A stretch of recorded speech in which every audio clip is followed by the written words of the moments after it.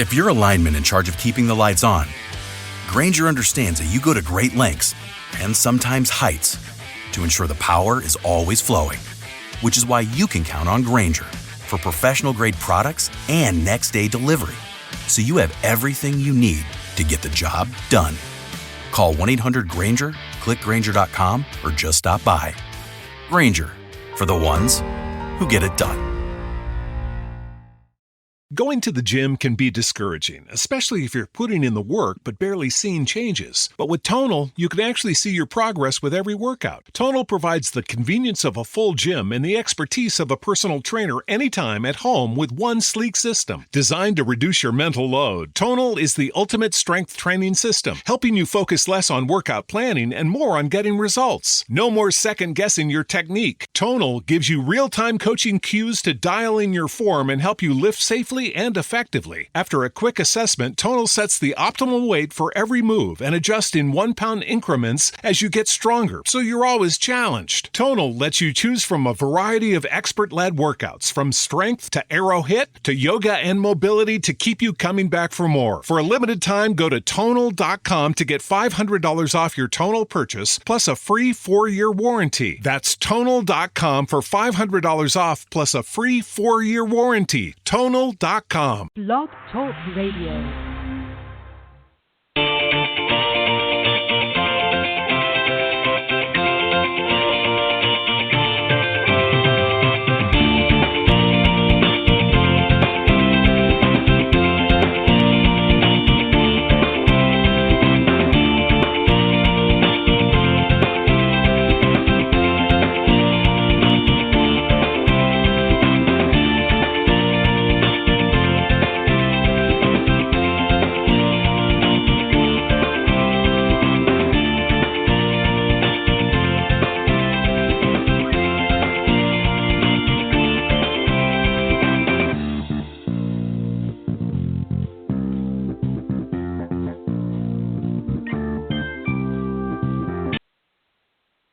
All right, good evening, everybody, and welcome to Golf Talk Live. I'm your host, Ted Odorico, and we've got a great show, an interesting show for you tonight, and I'll explain in a moment, here on the blogtalkradio.com network. Of course, we're going to be starting off with Coach's Corner here first off this evening, and then a little bit later on, I'm going to be joined by my very special guest tonight, Dr. John Maurello, who is the founder, owner, and inventor of Swingshade Golf, and I'll tell you all about that a little bit later on in the show when he joins us. Very interesting product. And but as I said, we're going to start off with the Coach's Corner panel with a little bit of a twist tonight, and I'll explain that in just a second. But let me remind everybody, of course, we are live every Thursday evening from 6 to 8 p.m. Central here on blogtalkradio.com network. And best way to find us, of course, is go to blogtalkradio.com/Golf Talk Live, or you can just simply type Golf Talk Live up in the search key, and you'll find us front and center during the live broadcast. But if for some reason you can't join us live, not to worry.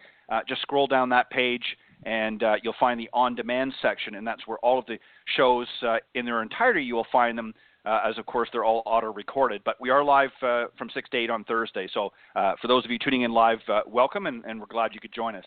If you're somebody that likes to listen perhaps through some other social media platforms, you can go to iTunes.com, Stitcher.com, and of course TuneIn.com, and just again type in Golf Talk Live, and you'll go right to the page there. And again, all of the shows will be listed there, including tonight's show, so you can listen through any of those social media platforms if you wish. If you want to call into the show, we'd always love to hear from you. You're welcome to do so. The number to call is area code 646-716-4667, or you can email any questions to me personally. My email is ted.golftalklive@gmail.com.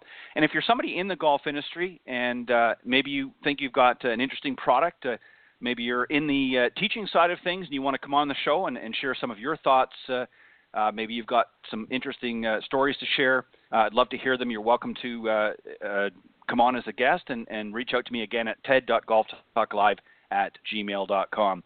Also, I update on all the main social media platforms, Facebook, of course, Twitter, and LinkedIn. My Twitter handle is Ted and Buck CO, CO in capital letters.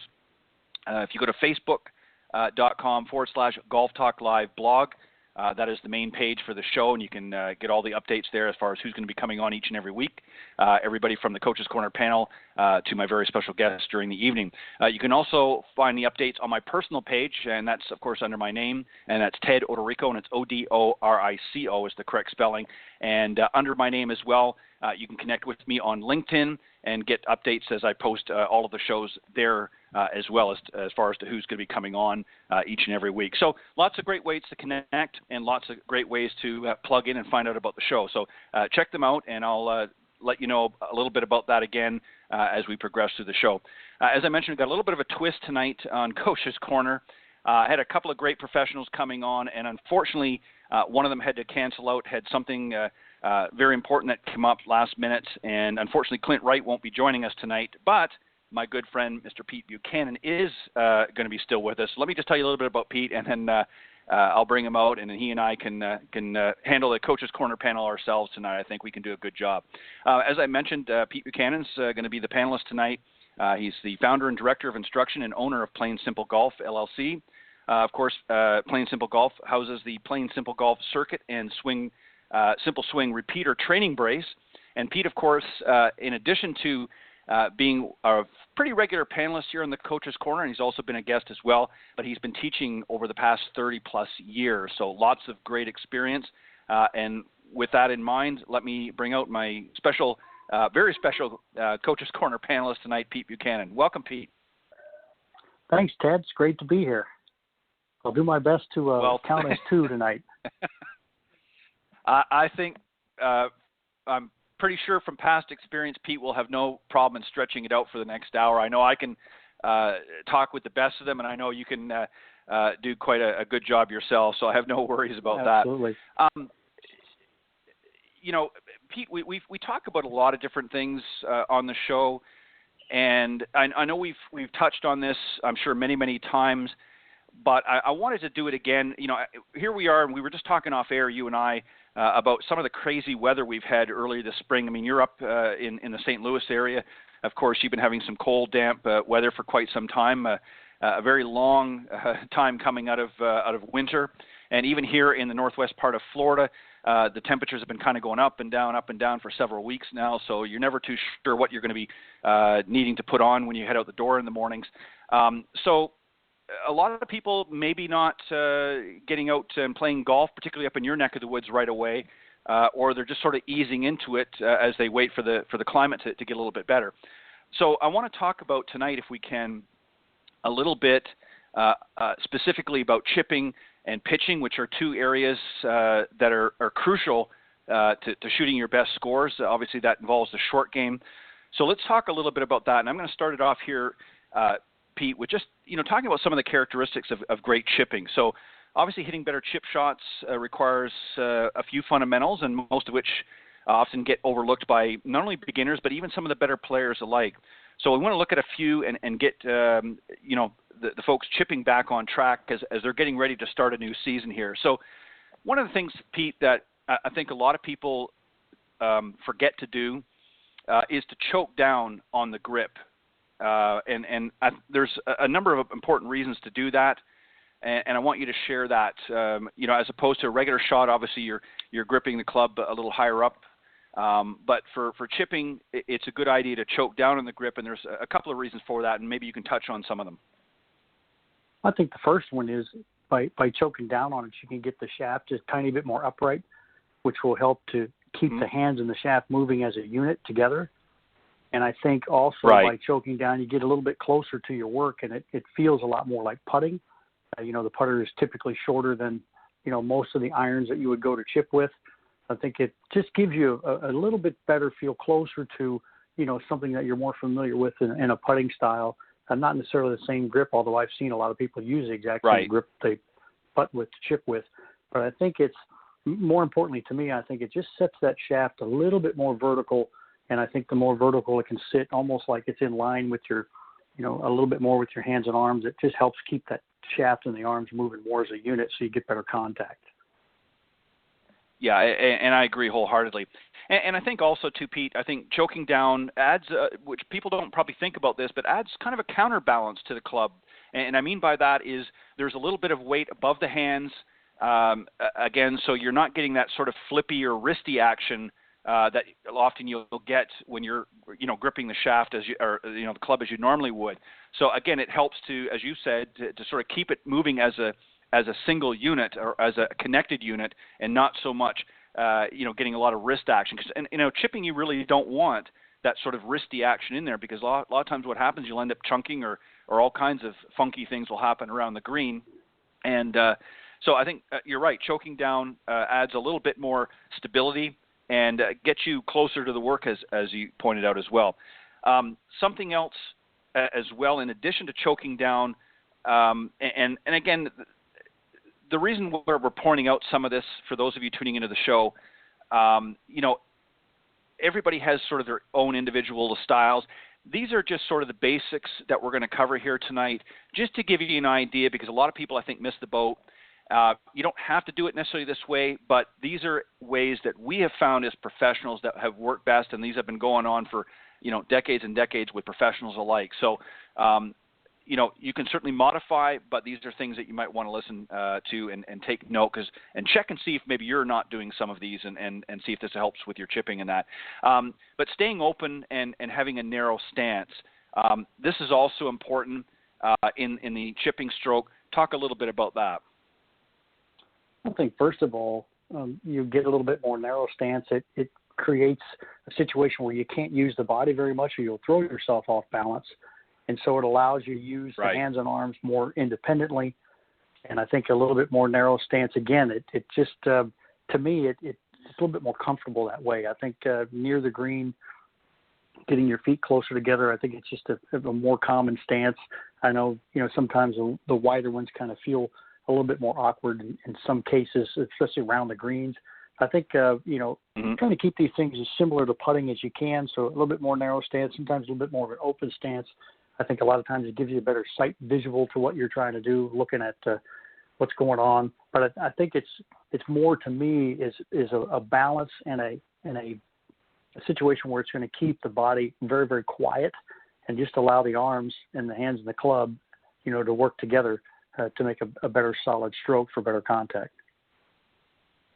Yeah, and unlike putting, you want a little bit of rotation here with the body. Obviously, it's not a full shot, but as you pointed out, you want to be able to release through.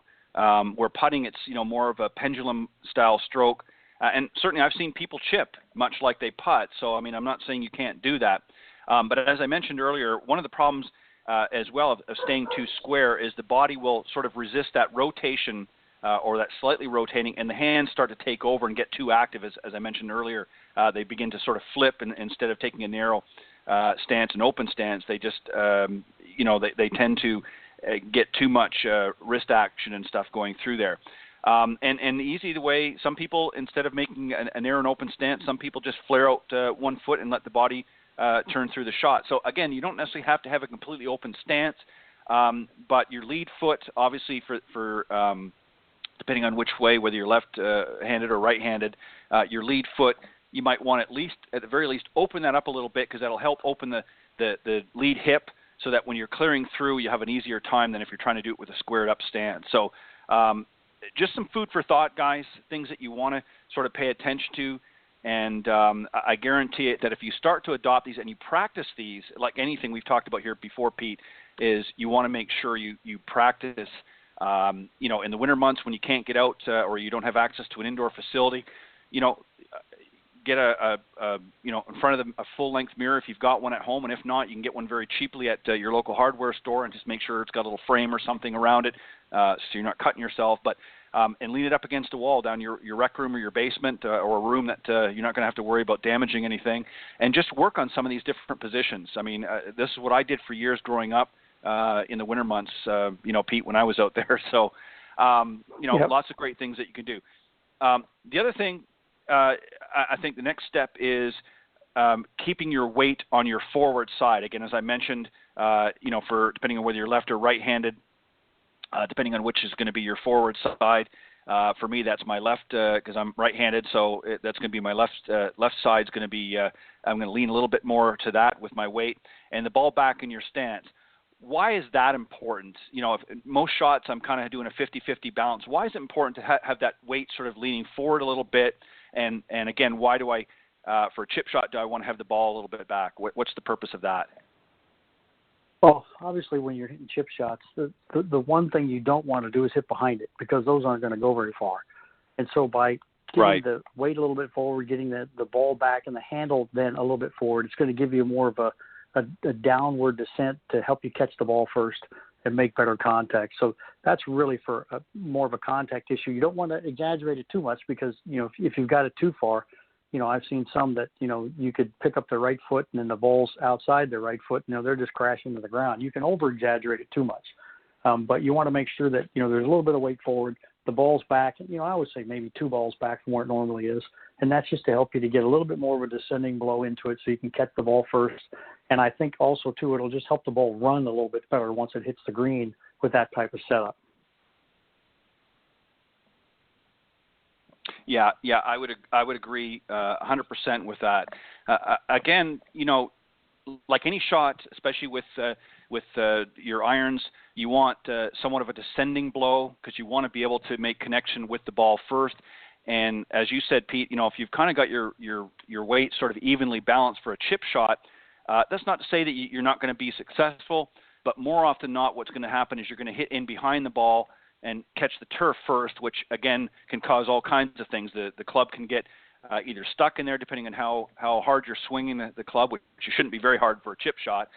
Or the other thing, what happens, it might skip off the turf a little bit and come into the back of the ball, and then it skids across the green. So all kinds of things. So keep your weight forward a little bit. Move the ball, as Pete said, 1 or 2 ball lengths back, from where you might normally want to keep it. And that way you're going to make good, crisp contact with the ball first, and you'll hit some great chips, I'm sure. Another one too, Pete, and this is sort of a misleading. I want to kind of read something out here, and that's keep your head up. Certainly don't mean that you want to keep it up literally to the point where you can't see what you're doing, but keeping your head down is never a good idea, especially with chips, because as we all know, you kind of stuff your head into your chest and your lower body kind of loses its ability to rotate. So maybe you might want to add a little bit to that as well. Well, no question. I mean, posture's one of the biggest keys to getting good contact. And so you have to create the angles that address with the body to make sure you have room to swing the club where the ball is. And if you've got your head down too much, it'll round your shoulders over, and now you're actually getting yourself too close to your work. And so, the arms don't have any room to swing, and so you end up hitting as I like to say, hit the wrong ball first, hit the big one. And unfortunately in chipping, that one doesn't go anywhere. It doesn't go anywhere in any of the shots, but you want to make sure that you create the right room. So it's always good to keep yourself, I always like to say, you want to stand relatively tall. And so you can be up to give your arms room to swing down, because it is a downward motion. And so you've got to create the room at rest, plus the right posture angles can help you move easier and better in balance. So posture is, a key in every shot that you're going to hit. It's a key fundamental in every sport and every movement. You got to have the right posture so that you can move in balance. Right. And let me just go back just a little bit, just to add to what you were saying. Earlier, when we first talked about choking down, that's something too that you've got to be very, very careful with, folks. For those of you tuning into the show and listening to this segment, one of the big problems that I see, especially with some of our more mature golfers, because obviously as we age, we've been sitting behind a desk maybe for a while, or we get that kind of rounded shoulders. A lot of times what I'll see is people will sort of crowd themselves, they'll choke down, and they'll start to slump their upper body over. You want to maintain that posture that you would have normally at a rest. You want to, be fairly, as you said, Pete, stand sort of tall. But obviously because you're choking down, in order to meet the ball with the club head, what you want to be able to do is just flex your knees just a little bit more, but still have that good posture. So you might actually look like you're sticking your backside out a little bit more. You're choked down on the club, but flex your knees as opposed to hunching over, Pete, as you said, hunching over your upper body, because you're just going to be very inconsistent that way. And keeping your head up is a good way to accomplish that as well, not getting it into your chest, as we talked about. The other thing too is, and again, this can vary, Pete, from situation but choosing the right club when chipping. Personally, I like to mix up my club options depending on the amount of height and the roll I want, because obviously, unlike a pitch shot, which we're going to talk about in a little bit, a chip shot, isn't a shot that's going to be high up in the air and sort of landing softly. It's going to be sort of a short little bump, and then you're going to get some roll. So you don't want a lot of height with this, and depending on the circumstance and the distance, you might want to mix up the clubs. What are your thoughts there, and or do you recommend maybe sticking with one or even two clubs? Well, I do it actually two different ways. In practice, at times I'll have them use one club, and that's only to practice the technique and practice learning to hit a landing spot. And so you would use one club to see what's going to happen. But what I really like them to do is I like them to chip, anywhere from a 4-iron on down to a wedge, depending on how deep their greens are. But I like everybody to understand what I call the loft versus roll ratio. Once you set up where your ball is, pick out a landing spot, and then you're going to take, let's say, a 9-iron, and you're going to chip it and see how far it lands. So you step up those paces, and let's say it's 5 paces.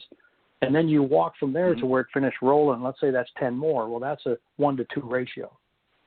And so you start to learn, what your loft versus roll is with each of the clubs. And that way, when you get in a situation on the course and you look at where the pin is, you figure out where your landing spot is, you can kind of walk that off and say, hey, this is a 1-to-2. That's my 9-iron. So now you get a better idea of which club is going to run the right way versus, the others. And it kind of gives you a better chance to get the ball a lot closer to the hole. So, once you have your ratio down and you know how far that's going to run, now all you got to do is line it up, and you'll start making a lot of those. And so I like to use a lot of the clubs around the green. To me, you've probably heard me say this before, chipping, I always equate, chipping to bowling. I mean, if they made you loft the ball from the foul lane to the pins, it'd be a lot harder. But they let you run it. And so I want to get that ball on the ground as fast as I can, as safely as I can, and then let it run to the pin. So I like to work technique-wise, just one club, just working on a technique for flying the ball to a certain spot, and then I like them to change clubs and learn how much air time versus ground time each one of their clubs gives them. Yeah, I'm much like you. Years ago, I tended to stick with maybe an 8-iron and a pitching wedge, and even a sand wedge, depending on how close the pin was. But over time, I've learned to do as you've suggested. I've found that having a much wider range of club selection, especially with some of the courses that are out there now with some of these big greens, even an 8-iron, you've got to hit it pretty good.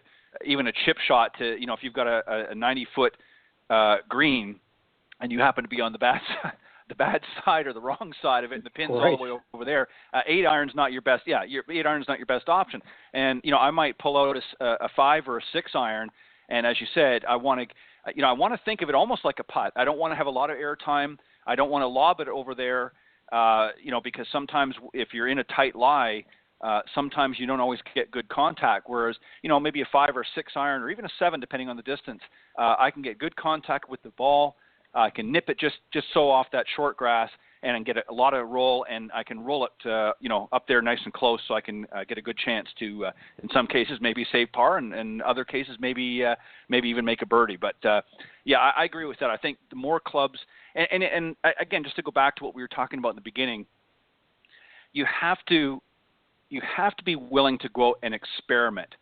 And now is the time for those of you that are just getting out there, up in the Northeast, and that particularly where the snow is finally thawing, and you're able to get out there before you start going out and playing your rounds. Get out and obviously tune up your game. Contact your local golf professional and get some lessons. Obviously, a refresher, if you will. But get out there at the very least and practice some of this stuff, because it's been a while that you guys haven't been out there. And if you think you're going to go out there and shoot a decent score without doing any sort of prep work, especially if you've been sitting for the last 5 or 6 months doing nothing, I guarantee you're going to run into some problems. What do you think about that? Oh, absolutely. I mean, it's, any time that you're going to start off again, to me, the first thing I want to do, and I know, after sitting all winter long, everybody wants to get out there and pull those long ones out and see how far they go. I go for the short stuff first. I want to get a feel for the short shots around the green, so when I get on the course, I can score. And so, I may not be hitting them all that great to start off with, but if I've got my short game going, it's not going to matter. I'm going to be able to, get those balls up and down, rather quickly. around the greens because I've got a better touch, a feel for that. And also too, and we're going to be talking about pitching in a minute. I mean, pitching can lead to help your full swing so much better as well. So the short game shots, it's kind of ironic, when you watch the really, really good players practice and you see how much time they spend on the short game, the chipping, the pitching, and when they play well, they don't have any of them. Isn't that amazing? They still spend so much time on those parts of the game, yet when they play their best, they don't even use them. And especially the amateurs, they use it all the time.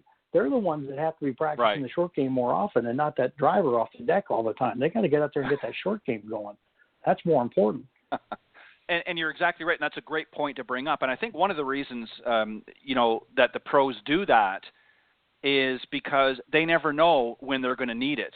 And if you haven't been practicing those short little chip shots or even pitch shots, which we're going to talk about here in a moment, and you're just focusing on the long game all the time, and then suddenly you get faced with a situation maybe where you've got to chip it or pitch it, and you haven't been working on that for very much, you lose that sort of sense of feel, and you're not comfortable over the ball anymore. And, again, like you said, a lot of our amateurs out there, I mean, probably 80% of their game is pitching and chipping around the green just to, try to scrounge up a bogey even in many cases or worse. And they spend very little, if any, time on that part of their game. They're too busy trying to hit the long drive to see if they can hit it, 300 yards still for those that were able to do it the first time. And they spend no time, and then they wonder why their handicaps never go down. So, Pete's exactly right. You got to get out there and you got to work on your game, and you got to practice these shots that we're talking about and the techniques that we're talking about. And again, it's not to say you can't modify it, Pete, but I think that these are a general rule that most professionals will adhere to, again, with some modification maybe, but for the most part, some of the things we're talking about here tonight, you will see most professionals. And speaking of which, Steve Stricker is one that I've recognized as probably one of the best that I've seen. And he does what you talked about earlier, sort of that single lever swing. So the next time that, for those of you tuning in, that he's on TV, check out this chipping style that he does. And what he does, Pete, is he actually sort of pre-hinges his wrist at the setup. So in other words, he leans the shaft a little bit forward and gets the club in the position that he wants to make good contact. But what he also does, too, which is very, very important, is he, after presetting that wrist, as he goes through into his sort of abbreviated backswing and his swing and his follow-through, he does not break down that wrist. It stays in that same position. That's a key element as well to good chipping. Some people do sort of a pre-cocking of the wrist, if you will. What are your thoughts there? Is that something that you've sort of adhered to as well? Do you recommend that, or is that just, again, an individual style?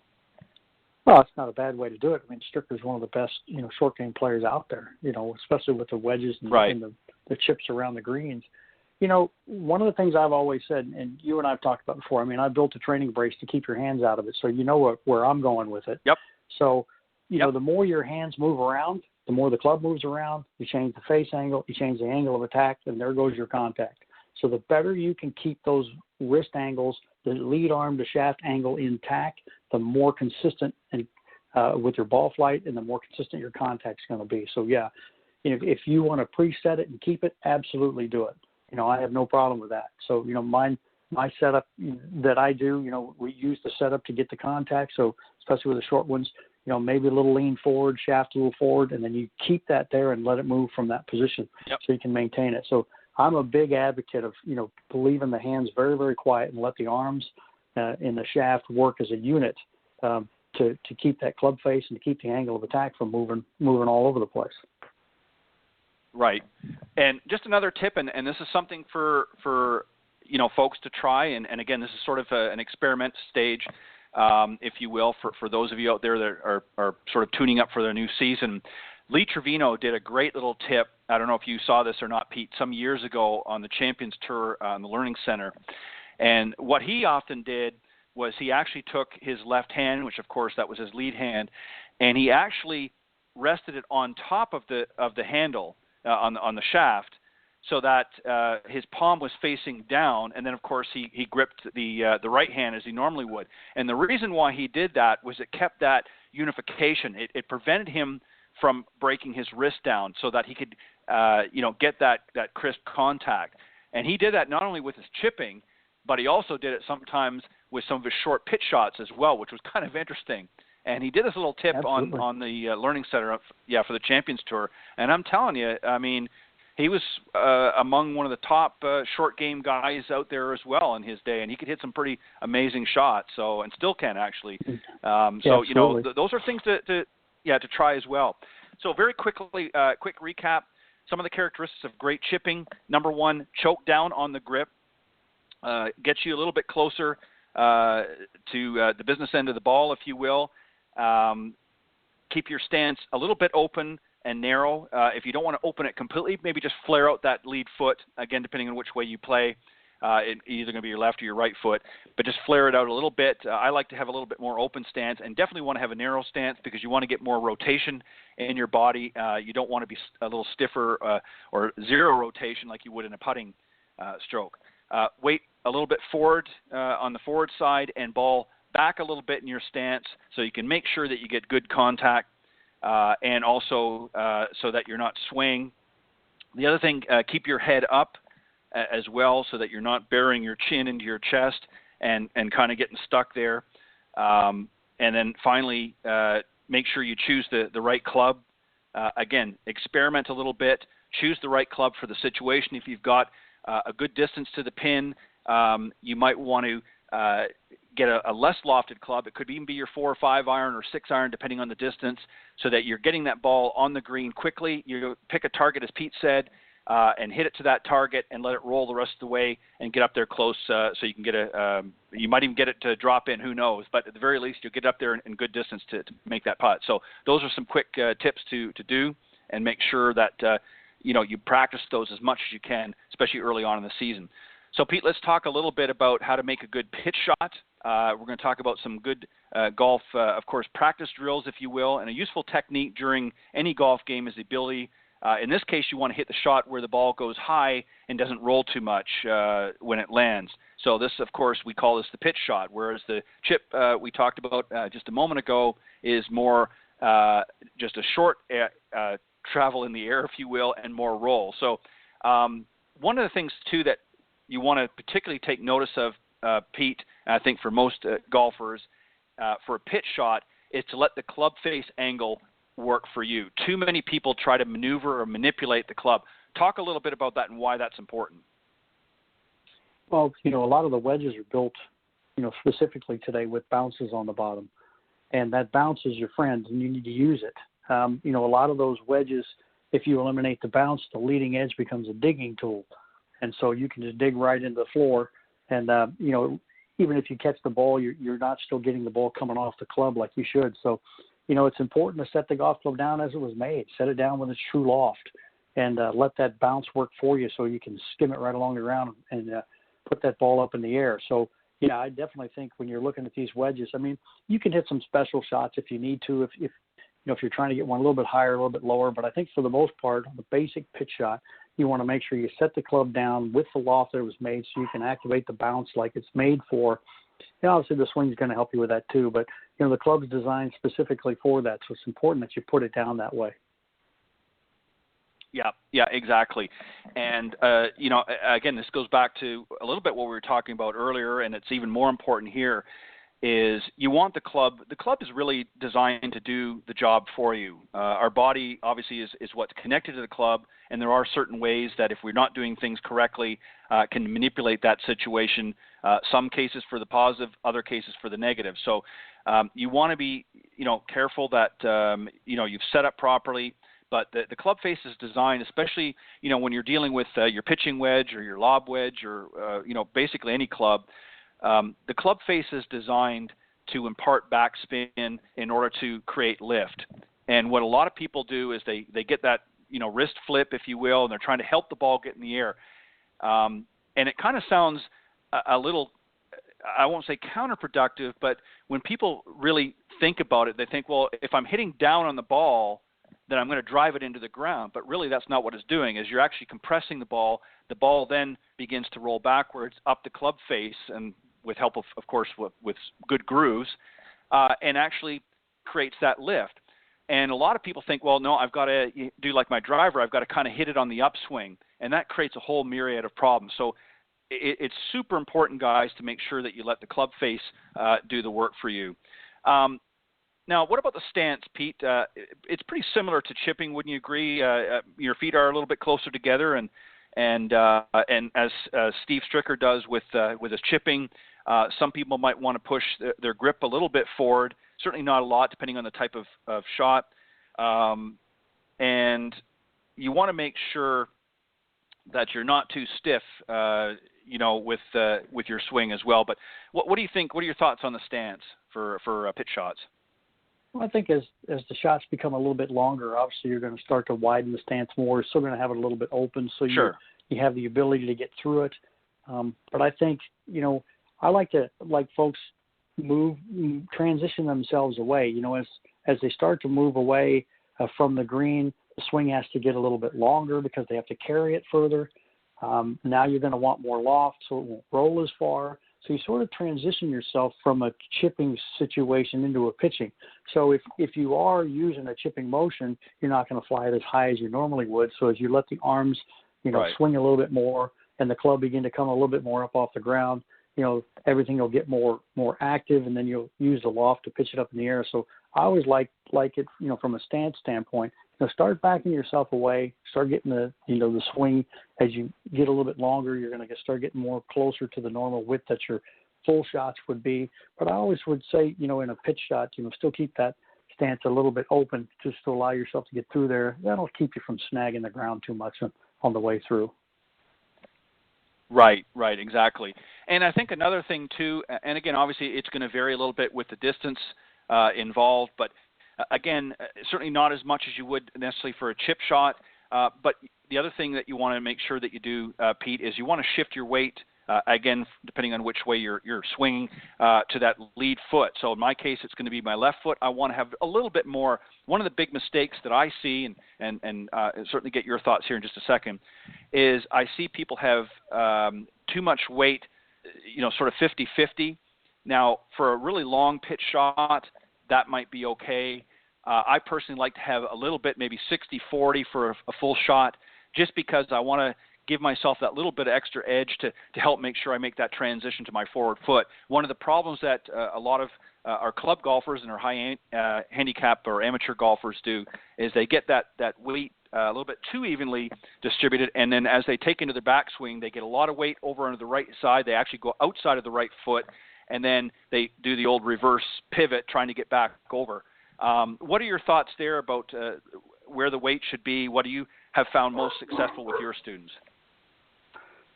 You're exactly right. I think, too many times they'll set up improperly for still trying to get a little bit more of a descending blow to get that good solid contact. And again, if they chip pretty well with the weight forward, I always tell people, I said, well, how much, should I lean forward? I said, enough that you don't hit behind it, so you can experiment with right. that. You can put a little bit more weight forward and take a few swings. And if you're still hitting behind it, experiment a little bit more. Like you said before, short game is all about, experimenting and working on different techniques and, what works the best for you. But yeah, I always think, you have to have a little bit of weight forward. It's going to help you to not hit behind it, to really catch that ball first and help you get through to the other side. So yeah, no question that you want to make sure you start off with that. And as you said, as you start to get a little bit longer swing, maybe you're going to get more in neutral toward, where your regular full swing is. But, the short game covers a lot of yardage. And so, there's a technique to involve to play those shots. And, you've got 3 different wedges, so you got all kinds of distances to cover. But, you really want to find a technique that's really going to help you make the right contact. And then you can start fiddling around with a little bit of length and pace of swing and the loft to help you with, how far they're going to go. But no question, from a contact standpoint, you want to make sure everything's a little bit more forward. Yeah, and again, there's a number of reasons for that, and we pointed them out. The other thing, too, that I want to point out, and why it's so important that you need to get out there and experiment, Pete, is I'll use myself as an example. I'm 6'4", very long in the legs. One of the problems that I have with pitching is I've got to be careful. Even though I want a slightly narrower stance, I got to be careful of getting too narrow because then my legs get too active and I get a lot of swaying involved. So this is why it's important to experiment. You might be 6'4" as well, and you might say, okay, well, I'm going to do the same as you do, Ted. But the problem with that is most of your height might be in your upper body and less in the legs. You still might be the same height as me. So there's a lot of variances that can factor into that. Or your arms might be a little bit longer or shorter. So there's a lot of things. This is why it's important for you to get out to the range and experiment. You can certainly try one way and then, maybe widen or narrow your stance as you see fit.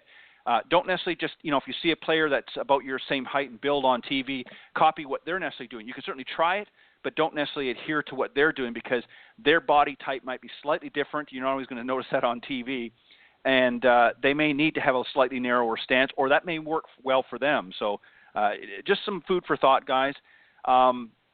And obviously with the pitch shot the same way, Pete, you want to make sure you're hitting the ball before the ground if it's executed correctly. Otherwise, you're chunking it and thinning it and all kinds of things. But what about ball position itself? How do we dictate, you see some that want to hit maybe a little higher pitch shot, maybe want to, if they're playing in wind, they want to keep it a little bit lower. How does the ball position affect that, and what do they need to do for different types of shots?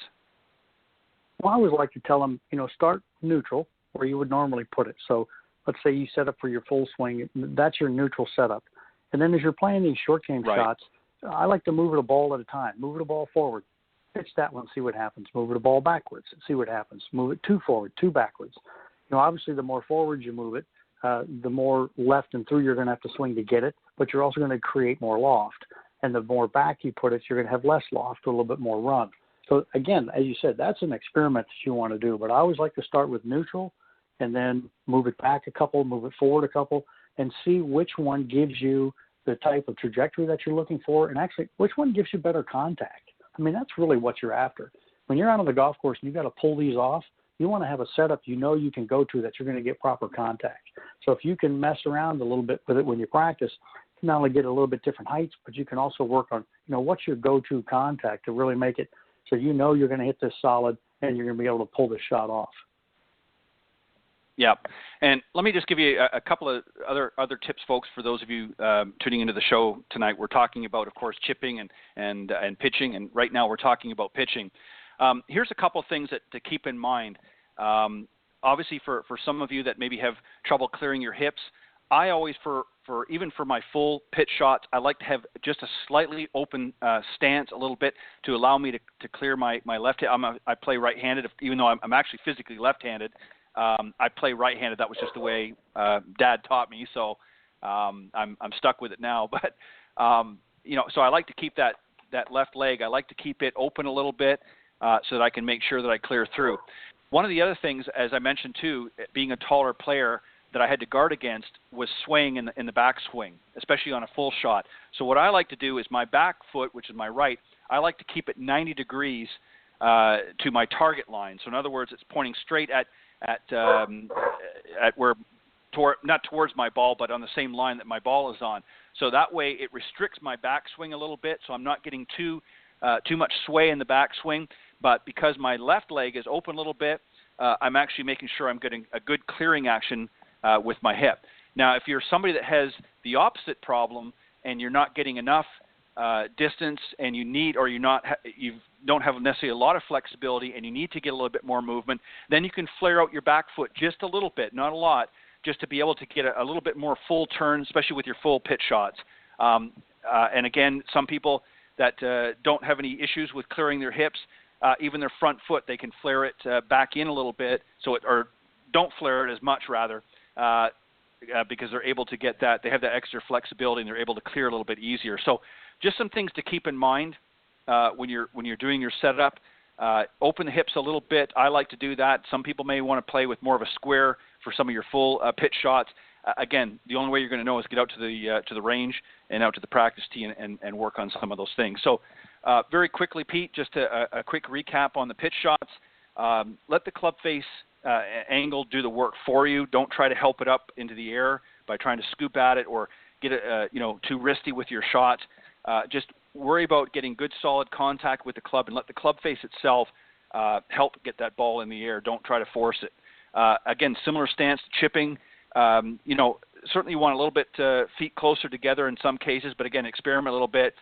You might want to lean the shaft a little bit forward just to make sure that you're hitting it down.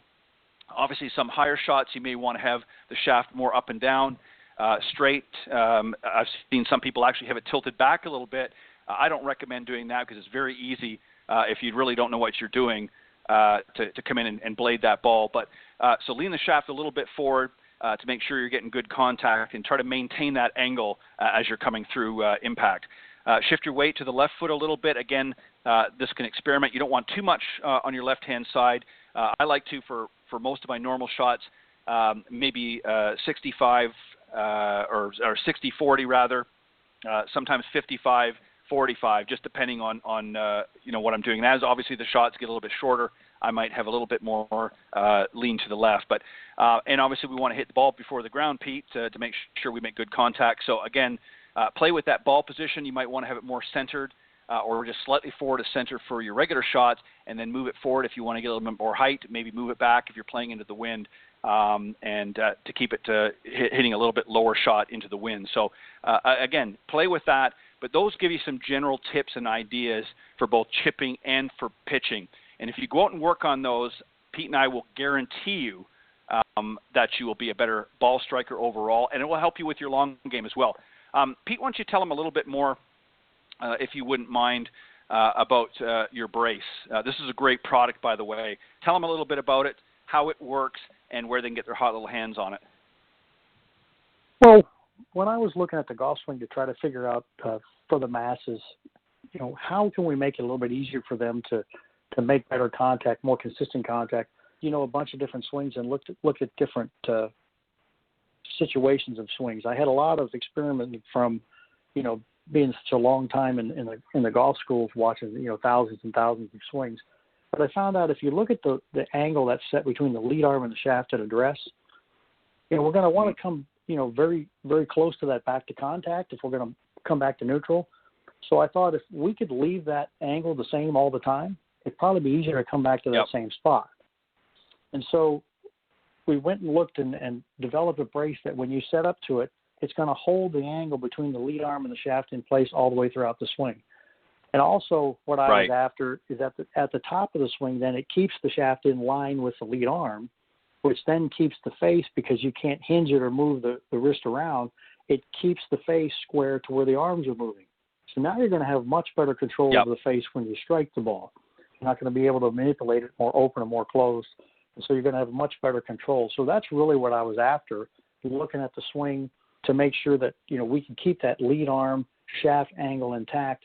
And I've always been one that, to me, if you're set up to the ball and the shaft's at an angle to the ground, I want to keep that club swinging as close to parallel to that angle as I can all the way throughout the swing. I think once you leave that and get a little bit more vertical than it or a little bit flatter than it, well, now other issues come into play.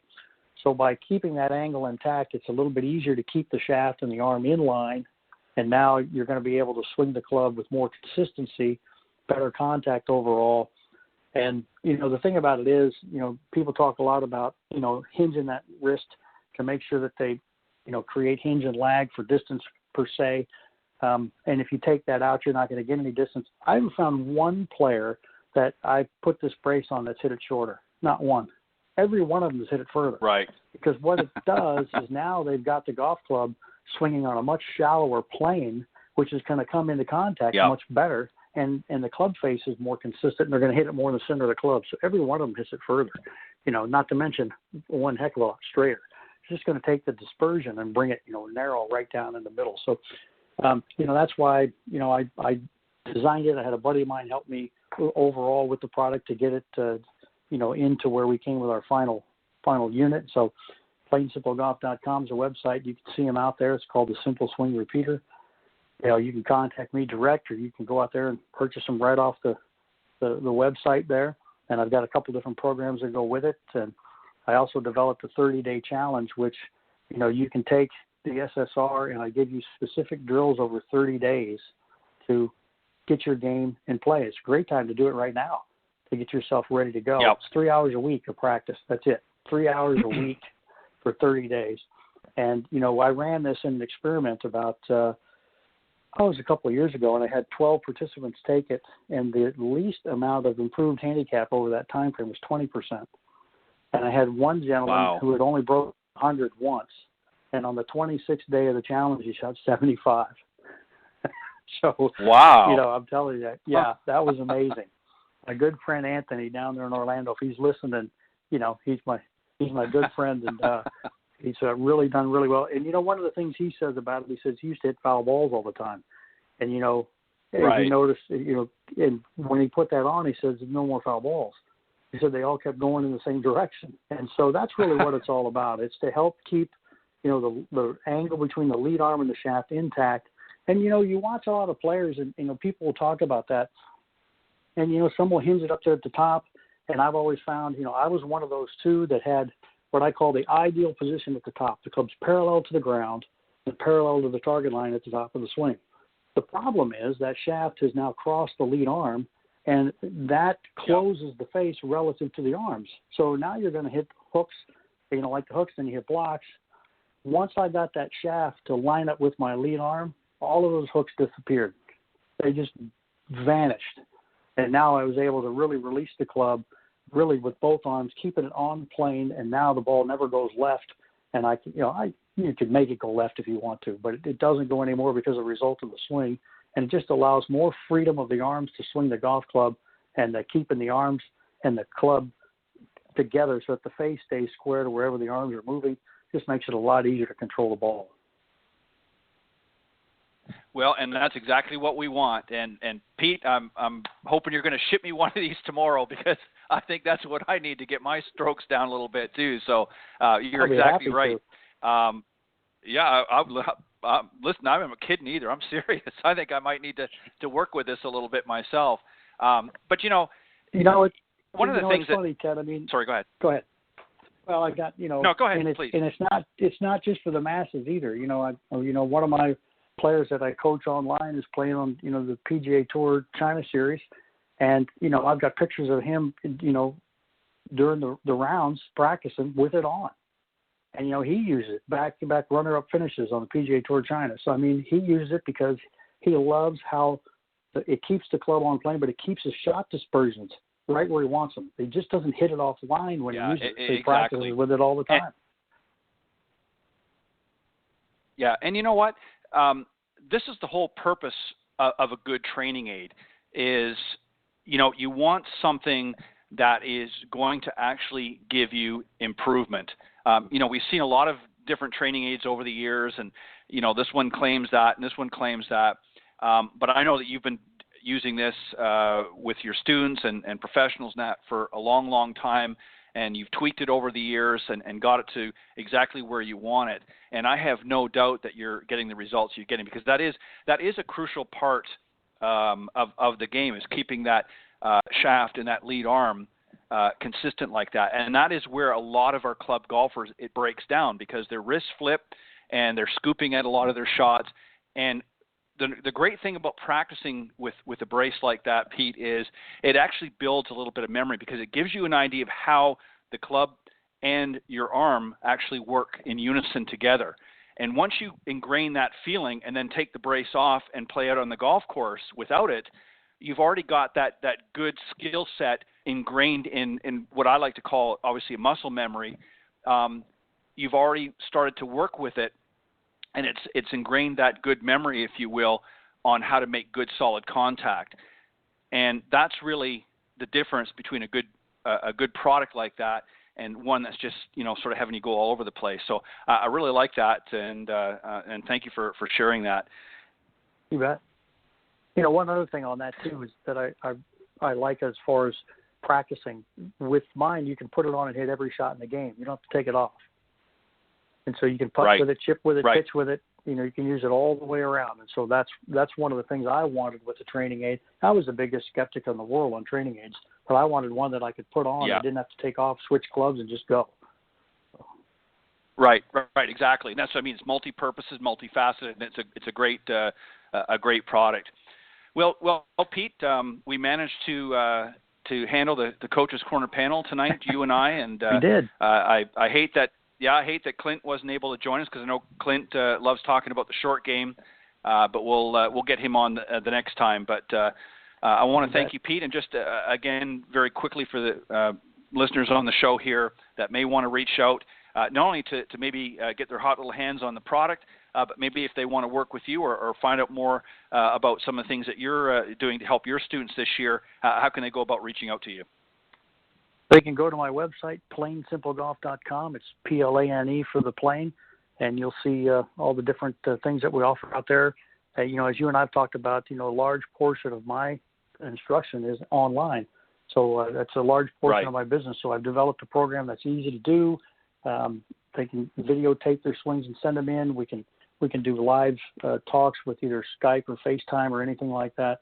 And it's very easy to go in there. And I got some new things coming with the website, so we're going to be doing more, webinars and live shots and adding more content as we go. So it's really going to be a fun thing. And I'm just trying to, obviously we like to build a brand like anybody else does, but I really want to get it to where the masses have a place they can go and ask questions and get answered, and really have some fun just interacting with not only me, but all the other members that we have in there. So, go ahead and check it out. And if you have any questions, all my contact info is there.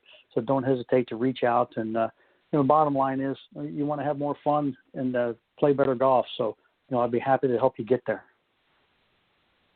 Sounds good, Pete. Well, as always, Pete, thank you very much for joining me on Coach's Corner panel. And as always, you never cease to amaze me. You bring your best, and I appreciate that. I know the listeners enjoy it as well. And keep up all the great work, and hopefully things are going to thaw out a little bit better for you up north there, so you can get out. You said you had a good day today. It was a little bit warmer out there, so hopefully things are on the positive side of the weather, and you can get out there and start working with some of your students and just have some fun in general. So thank you, Pete, and have a great weekend. You bet, Ted. Thanks for all that you do. It's great that you put this on, and it's really a pleasure to be on with you. So thanks again. Well, as you know, I have a lot of fun myself. I enjoy doing this, and it's and I appreciate it very much. Always glad to help out my fellow professionals and enjoy the format. So have a good one, Pete, and I'll see you next time. You bet. Thanks. All right. Bye-bye. All right, that was my very special solo panelist tonight on the Coach's Corner panel. As I said earlier, my good friend Clint Wright unfortunately wasn't able to join us tonight, had something very important that came up last minute that needed his attention. So he sends his apologies and his regrets that he wasn't able to join us tonight. But Pete and I held down the fort, so I think we did a pretty good job. But just remember, if you're just sort of tuning in now and you missed the first half, you can go to blogtalkradio.com/Golf Talk Live, and you can listen to the show in its entirety in the archive section a little bit later. But you want to stick around for the next little while as I welcome my very special guest here in just a few moments. Let me tell you a little bit about him. His name is Dr. John Maurello. He's formerly a chiropractor, currently not practicing right now, and he's in his mid to late 50s. He's a founder and owner of a great product called Swingshade Golf, and he's going to come on here in just a few moments and talk a little bit about it. And he's going to be joined by one of his sons, I understand. Tell you a little bit about everybody here. He actually treated Chichi Rodriguez a number of years ago, as well as many other professional athletes as a chiropractor. He's an inventor and a construction supervisor. Two of his sons and his daughter, of course, have played golf. His one son, Lawrence, who's currently 24, he played golf in high school and college, and plays currently on the Southwest Florida Golf Tour. Just turned pro and teaches golf at the golf course at Middle Bay Country Club in Oceanside, New York. Currently, his coach is Sean Foley. Of course, you all remember him. And he was involved in developing the Swingshade as well. And also his other son, John Michael Maurello, who's 27, played golf in high school and college, and is currently a New York State trooper. And he as well was very instrumental in helping put this product together. So John's going to be coming on here in just a few moments. and we'll talk a little bit about Swingshade Golf and what that's all about. It's had some great reviews here at the PGA Merchandising Show. We'll talk a little bit about that and what some of the feedback were, and a little bit of the thought process of how he went about creating this and why he put it together. But it looks like a very interesting product, and we're going to talk about that here in just a few moments. But again, let me remind everybody, of course, we are live every Thursday evening from 6 to 8 p.m. Central here on the blogtalkradio.com network. Just go to blogtalkradio.com/Golf Talk Live, or just simply type Golf Talk Live up in the search key, and that will take you there to the main page. And we are front and center there on the page. And for some reason, if you can't join us live, just simply scroll down there to the on-demand section, and you can listen to not only tonight's show, but any of the other shows, as they are all auto-recorded during the live broadcast, so you can listen to them when it's convenient for you to do so. Another great way that you can tune into the program as well is any of these other social media platforms. You can go to iTunes.com, Stitcher.com, and now TuneIn.com. And again, just type in Golf Talk Live, and you can listen on to any of those platforms. You can also get updates on the show if you go to my personal Facebook page, which is under Ted Odorico, and it's Odorico is the correct spelling of my last name. And I update every week for both shows, and I'll tell you about my other show in just a second. Or you can follow me on Twitter at Ted and Buck CEO. That's Ted and Buck CEO in capital letters is my Twitter handle. So you're welcome to follow me there. It gets tweeted out each and every week as to who's going to be on my show and some of the different guests. So you can click and link in there as well. Or you can go to LinkedIn.com and connect with me there as well, again under my personal name. And I post the shows through all of the main social media platforms. So you're welcome to tune in some great ways. I also mentioned the other show every Tuesday morning. I'm joined by my good friend and co-host, LPGA professional Cindy Miller. Her and I host another show here on the blogtalkradio.com network called The Women of Golf. And it's a great show. It's obviously for anybody that wants to listen to the show, but it's really geared to the women's market. We're trying to really foster the growth in the women's market, and we've featured some great LPGA teacher professionals and players over the years, as well as some up-and-comers through the Symetra Tour, which we're doing again this year with the help of our good friend Zach Sapanek, the media and public relations official. He's been connecting us with some great young players that are making their way out to the LPGA. Some of them have been out in the LPGA and maybe had a few setbacks here and there and have come back to the Symetra Tour to really work on their game and build it up to get back out in the LPGA Tour. So lots of great guests there. So on Tuesday mornings from 9 to 10 a.m. Eastern Standard Time, if you go to blogtalkradio.com/Women of Golf, you will catch Cindy Miller and I there hosting the Women of Golf show. So two great shows. Thursdays from 6 to 8 Central. Here is Golf Talk Live, and Tuesday mornings 9 to 10 Eastern, the Women of Golf show here on the blogtalkradio.com network. All right, my very special guest is waiting in the wings, so let me bring him out and join the show, Dr. John Maurello. So let me bring him on. Good evening, John, and welcome to Golf Talk Live. Well, how are you doing? Ted, and I'm doing well, and I want to thank you right off from Jump Street for having me on your show. It's greatly appreciated. We're doing very well. Not a problem. Well, thank you, and I know that you've got somebody with you as well. I believe one of your sons is joining us as well. Yes, Ted, how are you? My name's Lawrence Maurello. I also want to say thank you for having my dad and I on your show tonight. Well, I appreciate it. I'm glad that you guys were able to join us. I've already given a little bit of an intro, John and Lawrence, for all of you, actually, for both of you, and also mentioned John Michael as well. So we're ready to go here. What I want to talk about first off, before we get into the actual talking about the great product that you've put together and not only some of the great accolades that have come out from feedback that you've gotten both through those that have seen the product and heard about the product, but obviously it was down at the PGA Merchandising Show as well, and you've got some great feedback there. We'll talk about that. I want you to, John, if you wouldn't mind, talk a little bit about how you came up with the idea. What was, obviously your sons were involved, as I mentioned. Talk a little bit about how this sort of came about and what was the thought process behind it. Yes, well, you might have mentioned my background. I'm a chiropractor, so I'm a healthcare practitioner. So the impetus for this invention and other inventions I have outside of the golf industry is really basically I see a need, and where most people would say, hey, somebody should do that. I'm kind of the guy, for good or bad, is the guy who kind of does it. And, right. All of my children have played golf right through high school and a couple of them in college. And Lawrence, who's on the line with us, is presently trying to pursue a golf career as a touring pro. He's now an assistant pro. Mm-hmm. And we saw amount of time it takes to get to that high level. You're in the sun practicing constantly, the range, chipping, right. and putting. And half the year he's down in Southwest Florida, down in Bonita Springs over Bonita Bay Country Club. And although he's pretty conscious about putting sunblock on, it's just he's not doing it as often as he should or any of us should. And I said, why don't they have a shading device on the range?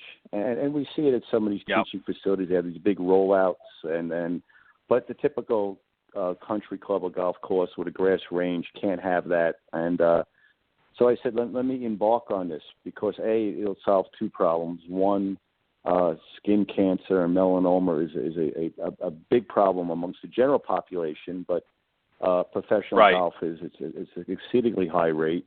And also, it's just hot, and no one is practicing, especially in the hot Florida sun. At other states in the middle of the day. So that was the impetus to create a product that's going to create shade. We call it bring your own shade to the range. That's kind of like our motto. So that was the impetus to start Swingshade Golf. Right, and it's a great product because as you said, I'm surprised that nobody has come up with this. And you're exactly right. When you go to a lot of courses where you see the professionals will roll out a big almost, I guess if you want to call it a tent, and their students will practice under that. But for the average golfer, club golfer out there that wants to practice, they're out in the sun and it's hot.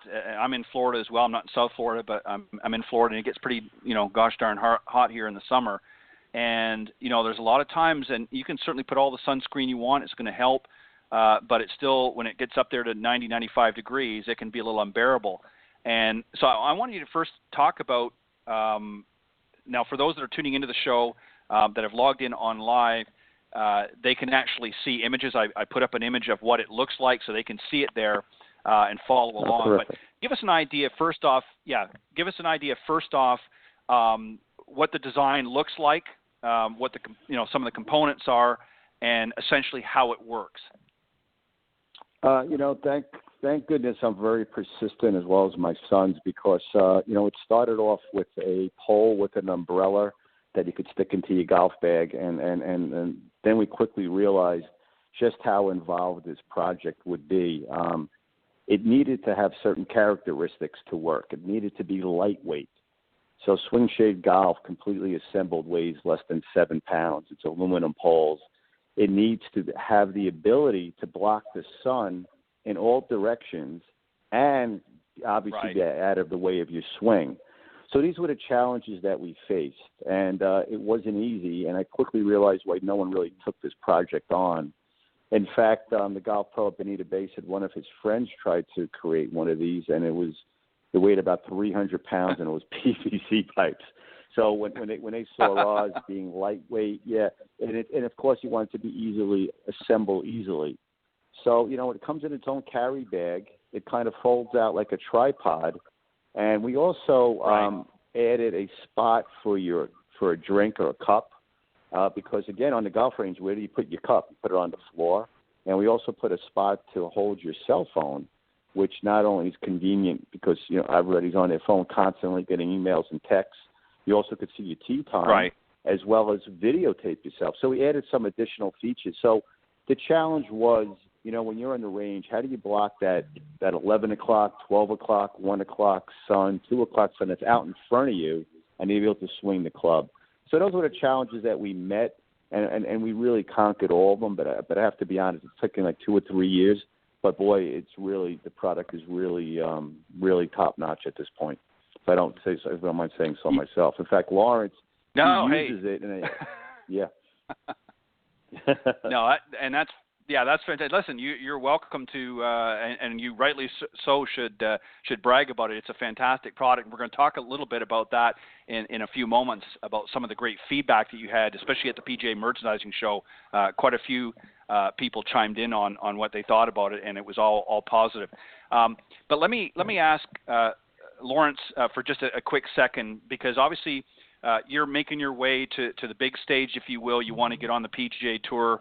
And right now you're playing obviously some competitive golf and have played in college and in high school.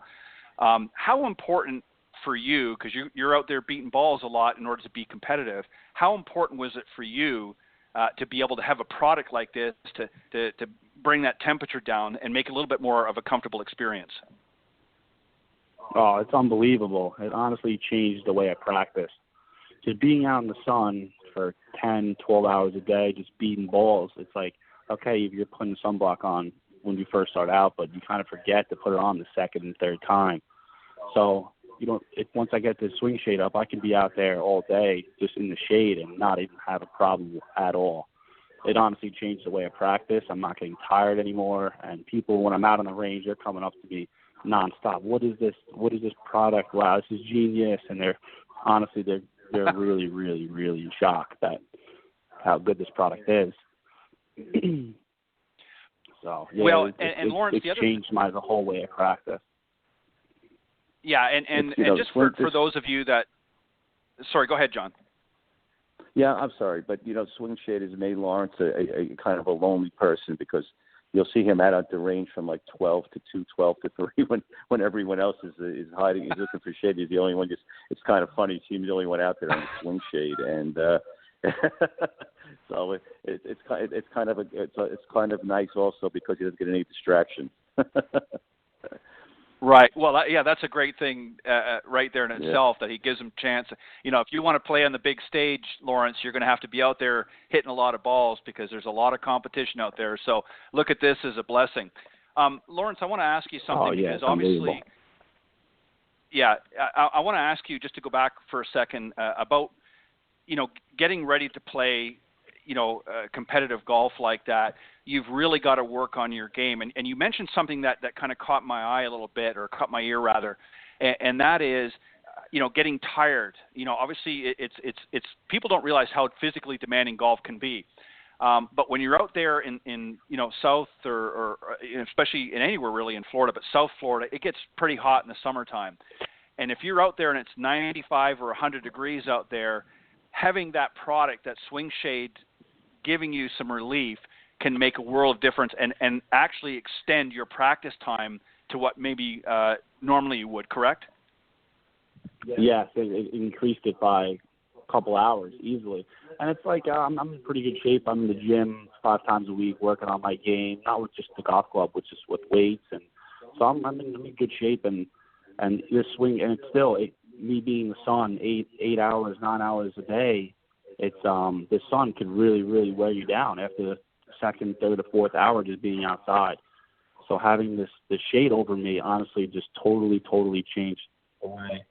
Yeah, so like people are, I'm like also like praying for clouds. You're praying for some cover. So just having the shade is like the cloud that I've been wanting. Right. So, John, let me ask you, a great answer, by the way, Lawrence, thank you. John, let me go back to you for a second and just to get into some of the specifics.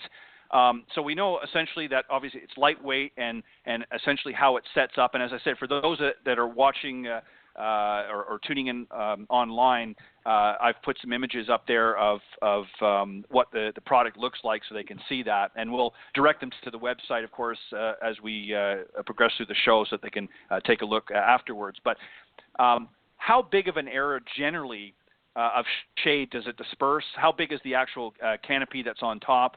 How big of an area does it generally disperse, the shade? Well, we when we were prototyping it, I don't have those exact dimensions for you, Ted, but I will tell you we've increased the size of the shade by 50%, which wow. when it's set up, it provides more than enough shade. There's the challenge of the size of the shade and the weight of the shade and the wind. And all these factors, came into play. How big can you make the shade where it's not too heavy? It's not going to get, the wind's not going to affect it, and the weight's not going to, affect the pole. So we came up with what we believe is a shade it's triangular shape. It's a triangular shaped shade, and we feel now that it absolutely is big enough to cover you and from all angles of the sun very comfortably. And again, we started with a mesh shade, which blocked most of the UV rays. But at the Golf PGA show, I'd say 98% of the pros, they were coming from Arizona and New Mexico and down south in Alabama. Right. And they said, John, we want no sun on us. So we had a choice of the solid shade. So we're just going to be offering the solid 100% UV protective shade. So it's literally going to be like you're under a huge umbrella or under a tent. So the shade has been increased by 50%, and it provides adequate shade, more than adequate shade. And again, we reinforced the unit to handle this larger shade as well. Well, and something else, just to get a little bit more specific about just how cool, you've done some studies, you've done some tests with it. Give us a ballpark idea of just how much cooler people are going to feel. What's sort of the numbers there? Yeah, well, there's something called relative field temperature. So it's not the actual temperature it is outside, but it basically, you'll see that on the news when they talk about the weather. So the relative field temperature is what it feels like to you what the temperature is. And I think Lawrence brought up the perfect example about when you're out in the sun, whether you're gardening, even at the beach with protection, and that cloud comes over. Well, the temperature outside didn't change, but it could feel 20 to 30 degrees cooler. And that's what Swingshade Golf does. It'll lower the relative temperature by about 30 degrees. And there were studies of basically picnic tables that half the picnic table was in the shade and half the picnic table was protected by a tree. And the difference of temperature was as much as 30 to 40 to 50 degrees, where you couldn't touch the picnic table that's been in the sun, and the other picnic table you could sit on it, even much like a slide. When we were young, we're aging ourselves, where they had metal slides, right? And how many times did we burn ourselves as kids going down a slide? But if that same slide was in the shade, you knew as a kid you can go on it. So the protection of the shade lowers that relative field temperature by up to 30 degrees. And what Lawrence didn't mention, which he might have mentioned, was that he also uses it on the chipping green. And although he won't put it on the putting green, you could set it up off the putting green, but the shade itself could be over the putting green. So you could sit there and hit balls again for hours. And so it's not just for the range. You also use it for chipping and putting, which you kind of locked into one spot. Yeah, that's a great, and you can obviously rotate it around to different sides or areas of the green. So, if, depending on the practice green that you're working on, if you want to work on different types of putt, whether it's uphill, side hill, or different breaking putts, you can certainly move the product around to be able to shade that area that you want to work on. So again, as you said, you're not going to necessarily put it on the putting surface because you don't want to damage it, but it can certainly throw off a lot of shade in various areas. That's a great thing. Yes. So Lawrence, let me ask you another thing. Obviously, as your dad had mentioned, everybody's got their cell phones and that today.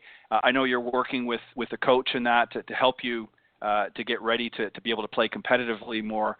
But do you videotape using the cell phone as well, just to be able to show your coach or who you're working with what your swing's looking at right now? And obviously that's an advantage that the Swingshade has, the capability of actually attaching the cell phone to be able to do that. Do you use that feature yourself?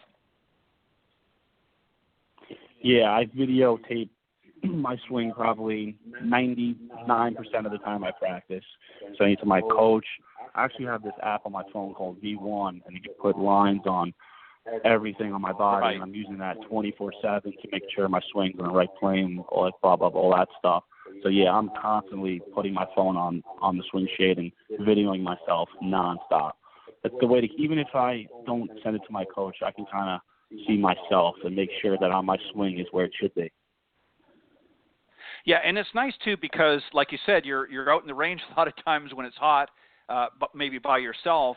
and you may not have a buddy there with you to be able to help you with the video. So it's kind of a nice feature to have that, when you want to go by yourself to work on your game a little bit, in between working with your coach and whatnot, and to be able to get an idea of am I doing everything okay? Now you can use the cell phone attachment to be able to do that. And also too, another big problem that was always I know for me when I would go out and work on my game, and still do, it's a bit of a pain having to worry about taking a drink with you. You got to set it down on the ground.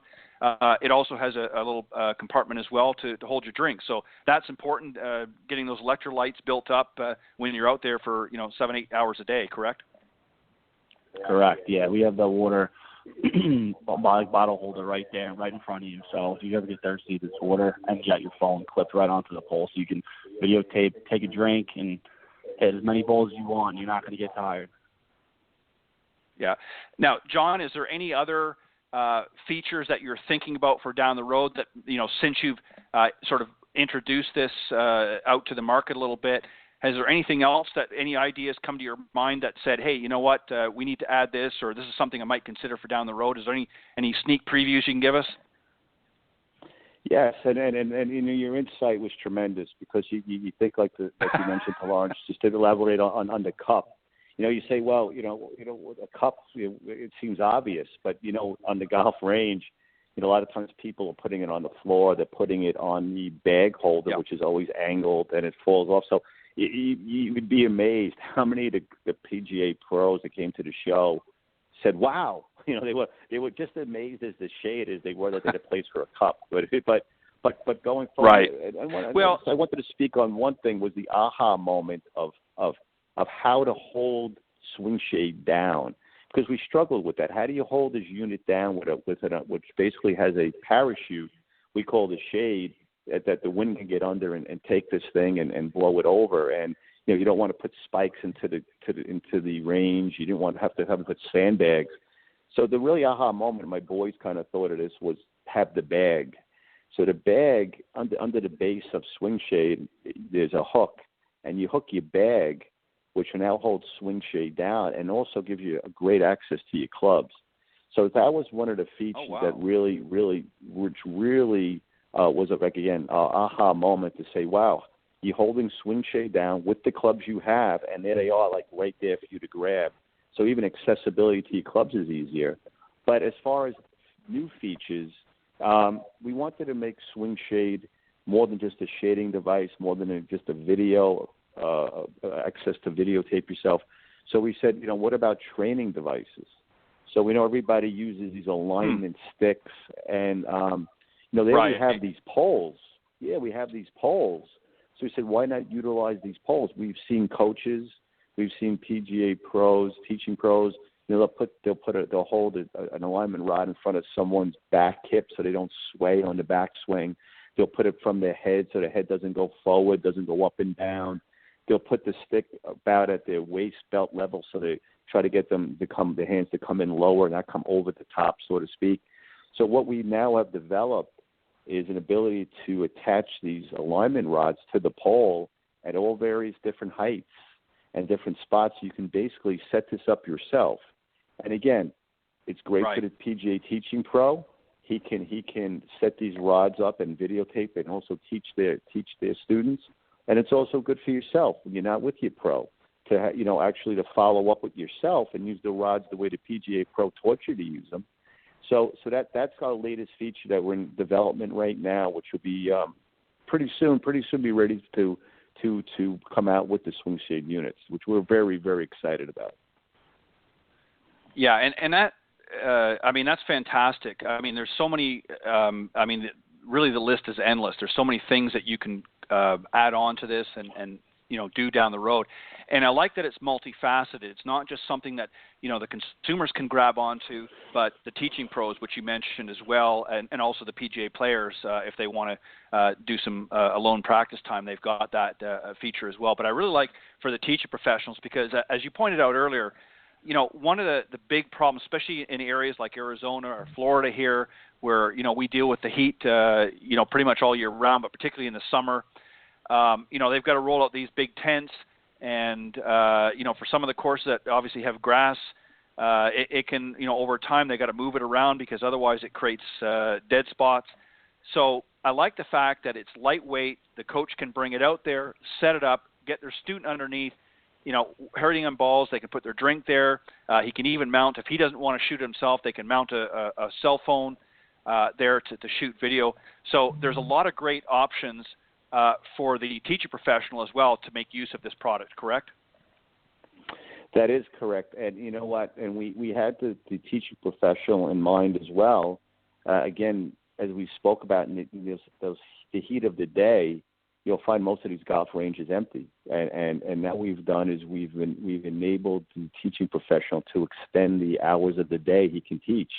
So it would increase his income, and also, again, make his student much more comfortable. And what's going to happen is if one teacher has this and he's teaching a student, I'm sure the student's going to be to their pro, why am I in the hot sun when right. so-and-so's teaching him in the shade? So it's a very advantageous product for the teaching professional for the reasons you mentioned and I just elaborated on. Right, and that's key because I've in addition to myself, I've talked on the show and off the show with a lot of my fellow teacher professionals, and that is an issue. I mean, even up in the Northeast, you get in the heat of the summer with the humidity in that, it can get pretty hot. And, it can make it very uncomfortable to be out. And this is also a deterrent for a lot of people to want to be able to go out to the range to hit balls, when it's, 90 degrees plus out and you add the humidity in there. The last thing you want to do is go out in the driving range and work on your game. So now by having something that gives them that a little bit cooler effect and it's lightweight. I like the fact that it's lightweight, that, even juniors can carry it. It's not something that they've got to lug to the golf course. It comes in a great travel bag, so it's very easy and mobile. So let's move on to the PGA merchandising show. This was something, we've touched on a little bit here earlier on, that it was shown down there. What was the initial reaction, and as some of the folks down there really got into looking at it and what it can do and some of the versatility, what was some of the feedback? So we had a very small booth. Maybe it was the smallest booth, probably 10-foot wide booth, and there's Titleist, which I don't know had 15,000 square feet, and we were pretty excited when the word got out from people visiting our booth, hey, go see this Swingshade product. And Charlie Reimer from the Golf Channel happened to see it, and he immediately said, this is tremendous. And unfortunately for Charlie Reimer, I know he's suffered from melanoma himself, so I guess it's really rang a bell with him. And when he said, are you kidding me? He goes, go to the stage and tell him I sent you, because this is my favorite product of the show. And this wasn't this past show. This was last year's show. I just want to be clear on that. But sure. So they it was kind of a whirlwind. I didn't know if we were going on stage, but they said, how do you use this? And I showed them. You can literally set it up in 30 seconds. And they put it on the Golf Channel show, and it was reviewed by Charlie and one of the other hosts. And it just had rave reviews. That they said they've never saw a product. This is, again, what we were talking about, a product that was well needed in the industry. Is a big void. So they were all excited about it. And even at this year's show, they won't feature the same product 2 years in a row, but we did speak with the Golf Channel, and they were very excited about it. And they actually told me, once you finally get out there, which we'll be doing very soon, they said that we'd like to probably do a feature on you on the Golf Channel. So to be in this huge PGA merchandise show, which is hundreds of thousands of square feet of merchandise with some of the big boys, to us to be in this little corner and to be featured, with other new products as the best new products of the show, it was quite a great moment for us, a very proud moment for us, and we knew we had the right product at that point in time. And now what we're trying to do this year, you mentioned the sun in the Northeast. as you're well aware, the U.S. Open's at Shinnecock this year, and Shinnecock doesn't have trees. So we're going to try to we will have Swingshade ready for the Open. So we're trying to get in touch with the USGA right now. We're in conversations that maybe put some on the range for some of these players. Wow. And I think that'll be so we hasn't been confirmed, but we're in conversations, and it's looking pretty good. I won't say it's going to happen until like 100%, but it's going to be great if it does. And why wouldn't these pros like the Jordan Spieths and so on and so forth want to warm up and practice in the shade? It's a no-brainer to me. So we're hoping for that to be our big launch at Shinnecock right in our backyard. Well, that certainly would be fantastic, and I can pretty much guarantee you that even if you've got one player out in that range using that product, it wouldn't take long before the others would certainly very quickly chime in and want to be able to find out where he got it from. So even if they don't give you the go-ahead, even if you can manage to somehow get one of the players to get out there and use it and just have a few extras in your car, I don't think it'll take very long before you start seeing the whole range filled up with them. I think it's a fantastic product. And, what's interesting to me, John, about really this whole concept is, typically when you look at, products like this, you would think somebody that's in the golf profession, not necessarily a golf teacher, but a manufacturer or somebody in the golf profession, would sort of come up with some of this. And what's interesting, some of the most interesting products that I've seen in the past at the PGA Merchandising Show are actually invented and created by people like yourself that are in an outside different industry, but obviously addressed a specific need, as you touched on earlier. Obviously, we have to be careful with our skin and with melanoma and stuff like that. And you saw a need and managed to create a product that's going to fill that need. And that says a lot for you as an individual who's not really affiliated or connected with the golf industry. Well, thank you. I appreciate that. And it's an interesting story. If I could talk about it a second, is Hank Haney. He's the perfect example of a well-known teaching professional who's one of the elite, who's also had melanoma. And I met him at the golf show 2 years ago, and he basically has written articles about it. He says it doesn't matter if I wear a big brimmed hat, and it doesn't matter that I'm constantly putting sunblock on my face. He goes, the angle of that sun coming straight on, it's still damaging my skin. So I've seen this need, and that was really the impetus. So I appreciate that those are kind words. Thank you, Ted.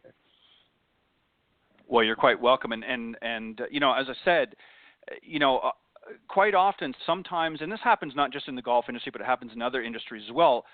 More often than not, somebody outside of that industry, just sometimes it's happenstance, sometimes it's intentional, but they see a need and create a product that ultimately gets picked up by a completely different industry that may not have been designed for. Obviously, you were thinking about the golf professional, obviously because of your sons and daughter and that have played golf, but you saw a definite need and decided to do something about it. And I think that speaks volumes about you. Now, let me ask you something from a sort of a branding, if you will. Obviously, you want to, brand Swingshade. You want your name out there. But I can also see, based on the canopy, at some point down the road, as many other products do, opportunities for people that want to maybe create their own panel, if you will, with their logo or something like that. Is that something that you're going to consider or thinking about as well? Like, for instance, if maybe the golf coach at the University of Alabama wants to put Alabama's logo, is that something that that you would consider doing, making that available as well? Yes. Ted, your insight is tremendous. I should bring you in as a partner on Swingshade because you're absolutely hitting the nail right on the head. 100%. The shade itself is absolutely a marketing billboard. Again, you mentioned the colleges. Yes, I could see. We are going to be doing logos, and I could see the colleges absolutely having their colors and their logos on it. And I also see a huge marketing opportunity for hopefully a golf company like a Titleist or a TaylorMade or a Callaway, but maybe like a 5-Hour Energy as well, because we 100% foresee this product on being used by the pros. And the Golf Channel is one of the fastest growing channels, and the viewership is in the millions. Yep. And they spend hours showing golfers on the range, which we all enjoy. I think that's one of the unique features where they talk about the Golfers Channel and golf people like ourselves. We really enjoy those segments. So you can only imagine if which company wants their name on that shade, because it's going to be seen by millions. And is it going to be Under Armour with Jordan Spieth, or Titleist or TaylorMade with So you're 100% right. There's a huge opportunity for companies and country clubs and college golf teams and even pros. Maybe a Sean Foley wants his name on it, or Michael Breed or someone like yourself wants your name on it, or your academy, Dave Litter about Academy. So yes, 100%. It's something that we thought about, and it's something that we can foresee 100% happening. There's nothing like marketing, So what a great opportunity to market.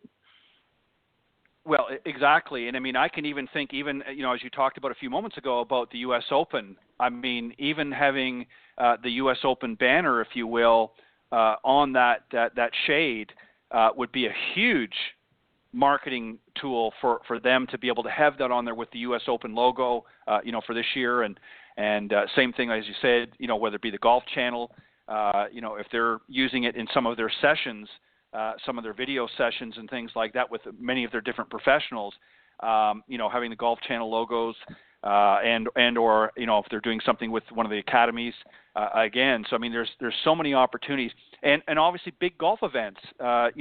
You've got literally hundreds of golf events, and I'm talking the professional events, even whether it be the LPGA, so on and so forth. What a great product to have out on the range in literally every country in the world that hosts many of these sites. Having those big sponsors having their logos on your product on the range for that particular event. I mean, it could open up a lot of interesting doors. So just keep me in mind when all that comes to fruition, John. I hope that you'll remember that I threw that out there. Absolutely, and once we get our first shipment of Swingshades in, there's going to be one on your doorstep as well. So don't worry about that. So, yeah, you're 100% correct. You're 100% correct with the shade. Absolutely. I appreciate that. Now, Lawrence, I want to go back to you for just a quick second. We're going to talk a little golf here, not about the shade for a second, but just about golf and center.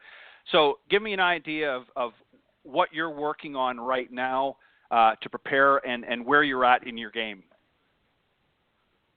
Oh, I'm currently working with actually a famous teacher, Sean Foley. He's actually teaching me down in Orlando. When I was down in Florida, I would drive up to him because I practice at Bonita Bay, which is in Naples, so I would drive up a couple hours to see him a couple times. So I'm actually currently working with him, but I'm just working with the sequence of my swing, and just I was kind of in the wrong sequence.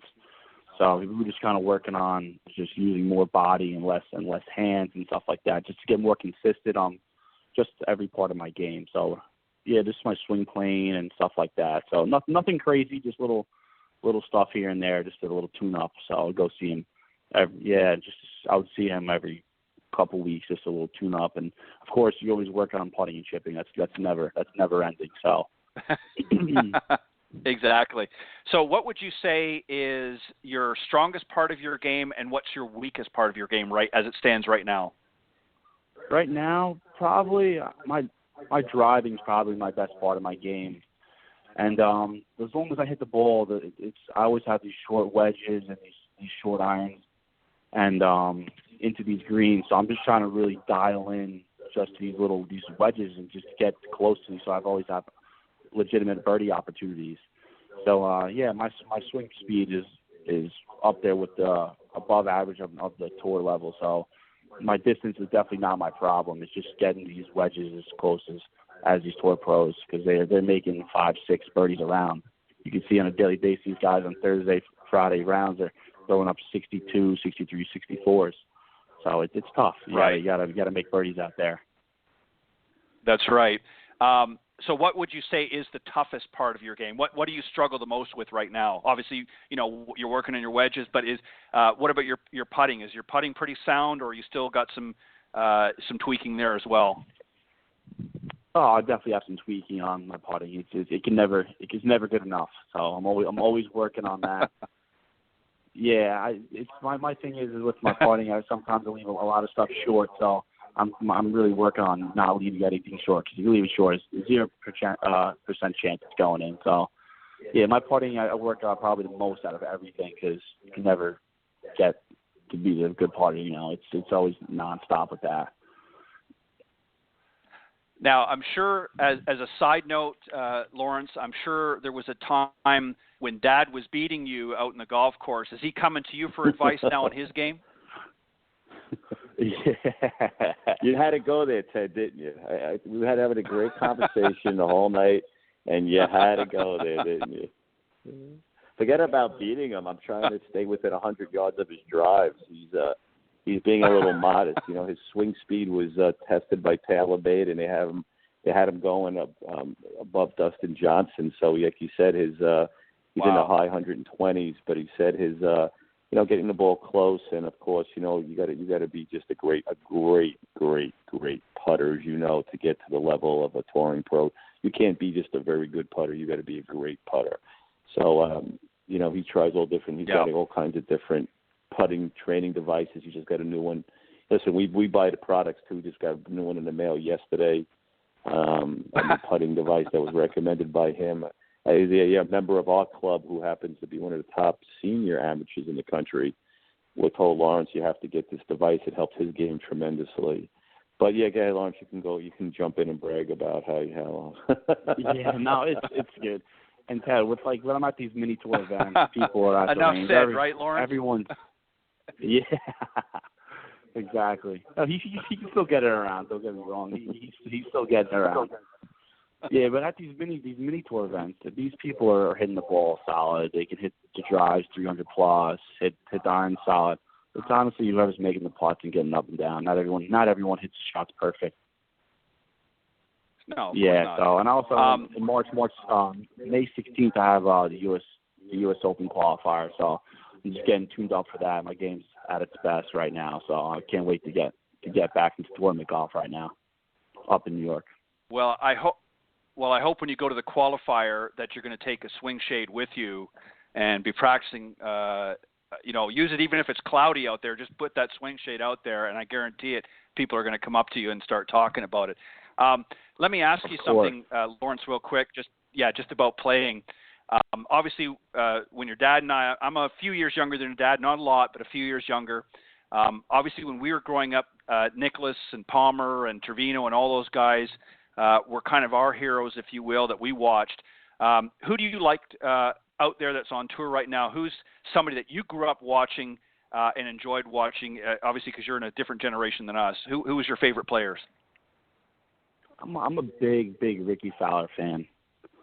Just the way he goes around and the way he acts, and nothing really gets to him. I'm a really, really big Ricky Fowler fan. I like Spieth too. There's so many. Rory's up there. And I really, really, really like DJ, because my game's kind of like his. Bomb the ball everywhere. Right. And just have these little wedges in. And DJ, nothing phases him. If he makes a triple bogey or he makes an eagle, he's not making a different facial expression. So I really like Dustin too. So those four guys are probably my top right now. Yeah, I kind of figured that would be in your wheelhouse. So let's get to the important part, John, and that is, when's the product going to be officially available? When's the launch, and where can people go to find out a little bit more about it right now? Well, because we've made these changes, which I think have just again made the product. We've made some changes just to handle some really high winds and with these swing aids, we could have had the product out already, but I'm just a little bit crazy, and I just want things to be perfect for better or worse. So the final changes are being made to Swingshade right now. Like it's reinforcing it, the bigger shade, the training aids. Even having the ability to put a misting fan on it, which I didn't mention. If you really want to spoil yourself, a battery-operated misting fan will be able to attach to it as well. So we're hoping. May's coming up. We're hoping to have product by the middle of June. Yeah, so the U.S. Open is June 11th. I have three special products 3 to 5 being shipped just for that event. But to have the actual product ready for the masses, it'll probably be towards the middle of June, I'm hoping, and you'll be able to buy it on our website, which is SwingshadeGolf.com. And then we're hoping then to, of course, start hitting the retailers and so on and so forth. But we're looking like middle of June, hopefully, if all goes well. Perfect. Well, it gives, obviously, you've got some information up on your website right now, and so people can go and start getting an idea and getting a good look at the product. And obviously, they can reach out to you if they have any questions in that through your website. Please keep me posted as to when things get officially launched, and I'll be more than happy to give you some free plugs here online as well, and direct people to the site and so forth. So make sure you keep me updated as to when things officially get launched. Okay. Well, thank you very much. I appreciate that. And if you don't mind jumping back to Lawrence, because sure, this is kind of a proud moment for me. He passed his last year. He passed his PAT, which his play is whatchamacallit test. Yes. So he's actually up here in Middle Bay Country Club in Oceanside working as an assistant, and they just opened up this weekend. He's got his first official teaching lesson tomorrow, which is a great moment. He's very excited about it, and I'm very excited about it. He actually has a 12-year-old, which is that's a great way to start. I said, have the young Lawrence is 24. He has a 12-year-old come with his dad, and the fact that the younger generation, I said, then this is an opportunity for you to help grow the game, which I think is extremely important. And I said, what the impression you make on this young boy and what he tells his friend. And, I said, you don't realize just how important this is, because growing the game of golf is really important, getting these young kids all involved in it. So I said, what a not better way to start than with a 12-year-old. You're gonna make an impression on this boy, and this is your first official lesson. So I just wanted to share that moment. As a father, fantastic. It's a proud moment. Well, congratulations. Yes. Thank you. Thank you. No, I agree wholeheartedly. Yeah, congratulations, Lawrence. I think that's fantastic. I mean, I think it's important, not only to pursue the playing side of golf, but at some point down the road, once you've done that, it's great to be able to give back as well on the teaching side of it as well, through some of the lessons that you're going to learn and have learned thus far. And congratulations on that. I think it's fantastic. I've been doing it for many years myself, and it's very rewarding and very satisfying. So good luck tomorrow. I have no doubt that you'll be able to instill some of the excitement and enthusiasm that you have about this game, and plant that seed in that young boy's mind, and get him thinking about that. Because really, golf is, in my opinion, I know it sounds a little biased being in the profession, but it truly is, in my opinion, one of the best games out there, because it really is a game for life, unlike many other sports out there, which you can certainly play. But as we get older, John, you and I can attest to this, as we get older, it's not always easy to play some of these other sports, where golf, I mean, you can be in your 70s, 80s, and even 90s and beyond, and still get out there and play a few holes. So it's definitely a game for a lifetime, and I like the fact that we get more and more juniors out there playing, not just the boys, but the girls as well. I just think it's a great way to give back by teaching this game as well. So congratulations again, Lawrence, and congratulations, John, as well on coming up with a great product. So keep me posted, John, as I said, when everything gets officially launched, and just very quickly remind everybody where they can go to get more information.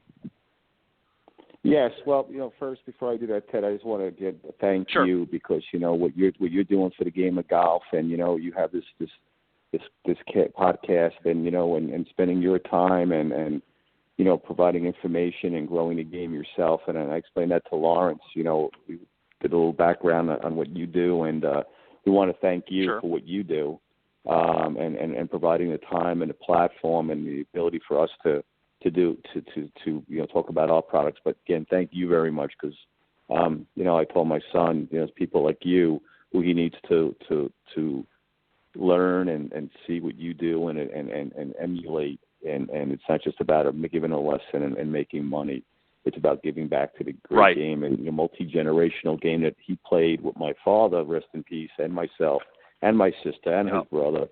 So that's very unique. But Swingshade Golf could be found at swingshadeGolf.com. And, again, we have the product hopefully available by mid-June. And we're looking forward to the official launch. Perfect. Well, it's gotten some great reviews already, both at the PGA Merchandising Show and obviously through a number of folks at the Golf Channel. And I'm certainly giving it 2 thumbs up. It's going to be a great product, and I can see a lot of great uses for it and a lot of people wanting to get their hot little hands on it. So I will definitely, as John keeps me updated, I will let you, the listeners out there, know when it becomes officially available. But you can certainly go to SwingShadeGolf.com to learn a little bit more about the product and see it a little bit better as well in the meantime while you wait for it. So, John and Lawrence, thank you very much for joining me tonight on Golf Talk Live. It's been very interesting, and I appreciate you coming on and sharing your great product with my audience. Thank you so much, Ted. Ted, it's our pleasure, and thank you very much for your time. Again, we appreciate the platform and your time as well. Thank you. Not a problem. And good luck tomorrow, Lawrence, on your lesson. I know you have a great time. Have fun. Thank you so much. All right. Good night, guys. Okay, Ted. Thank you very much, and good night. Bye. All right. That was my very special guest, John Maurello, and his son, Lawrence Maurello, inventors of the Swingshade golf product. It's just a phenomenal shading device, and it's portable, which is great.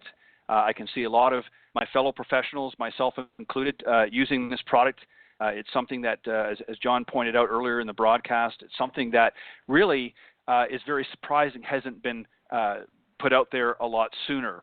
And as I pointed out, it's something that somebody that's really not in the golf industry found a need and created and filled that void, and I can see it doing very, very well. And there's so many different applications for it, and so many great training aids that can be attached and used with it, and some other great things as well, as John pointed out.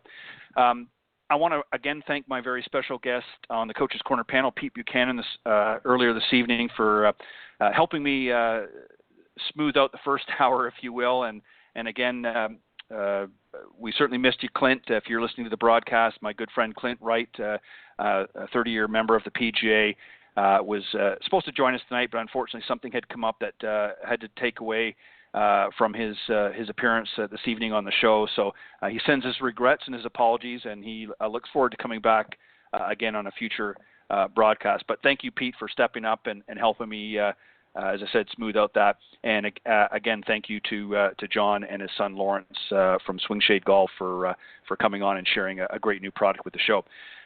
Again, just to remind everybody, don't forget to tune in next Tuesday from 9 to 10 a.m. Eastern Standard Time, where my good friend, LPGA professional Cindy Miller, will be coming back. She's had a couple of weeks off. She's been working very diligently on some things. We'll talk a little bit about that with her when she comes back next week.